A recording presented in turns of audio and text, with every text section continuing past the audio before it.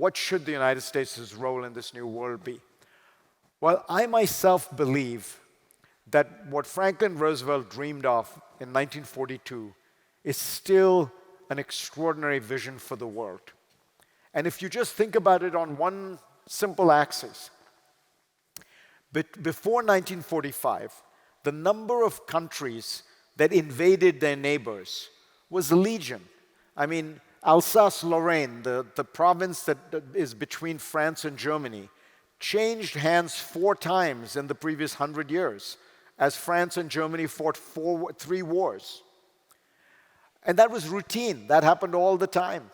You know, if you've ever been to northern Italy, to this area called Alto Adige, Trieste and places like that, you'll notice that many of the local families still speak German because they were part of the Austro-Hungarian Empire until World War I. That kind of thing was normal. Since 1945, it is vanishingly rare. The Russian invasion of Ukraine is a great historical anomaly. For 70 years since 1945, there have been almost no cases where a country has invaded another country, annexed its provinces, and declared that to be part of its country. So there has been a kind of revolution in international affairs.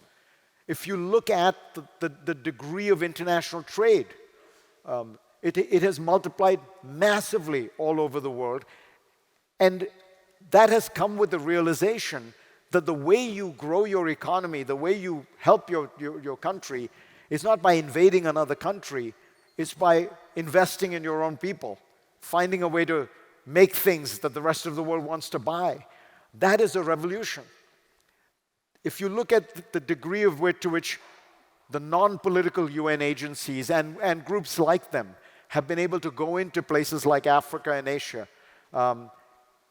they've been able to bring down poverty, raise life expectancies, end diseases all over the world. And if you just look at the simplest statistic, global growth, in the last 25 years, and I want to be clear, my data ends in 2020 because COVID has had an uncertain effect on all this.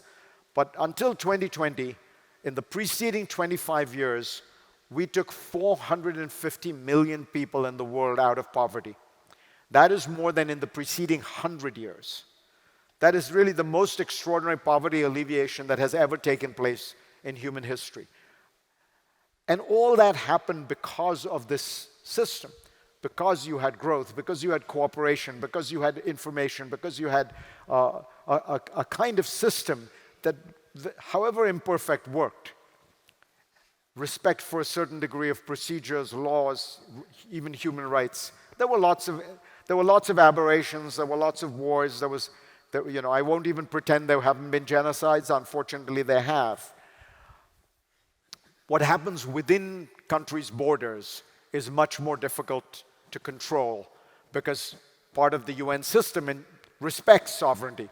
So it's very difficult to find a way to get inside a country when that country is engaging in something, entirely within its borders.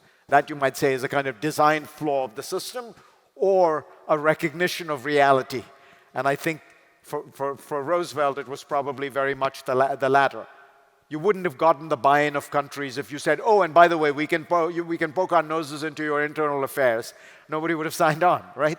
So, but if you think about all these things, you ask yourself, could this system survive the erosion of American power? That's the central question the United States and the world faces today. And I would say, and I know we're going to get into more about this in the question and answers, the Russian invasion of Ukraine has in a way presented a fascinating, maybe even a golden opportunity, because it has made the West realize that it is actually allied and aligned around these values, the values of upholding this system, the values of upholding a rule-based international order, the values of upholding norms such as no aggression. And if it can come together on that basis, and most importantly, if the Europeans can find a way to truly start producing security rather than consuming security. Rather than viewing the security as something they are given by the United States and they bitch and moan about it. Instead of that, if they actually spend money on the military, spend money on strategy, unify themselves to speak with one voice, then you have a very different world order. Because the United States is about 20%, 25% of global GDP, depending on where we are in the cycle. The European Union is about 20 to 25% of global GDP. And then there's Japan and South Korea, very rich, very closely allied, Australia. You put all that together, and you have 60% of the world's economic output in one camp, 85% of the world's military spending, and 95% of the world's agenda setting coming out of this one group. And that could be a way to create a much firmer geopolitical power base and edifice on which this world could be sustained and stabilized. And by the way, a much more inclusive and democratic one, not resting simply on the power of one country alone.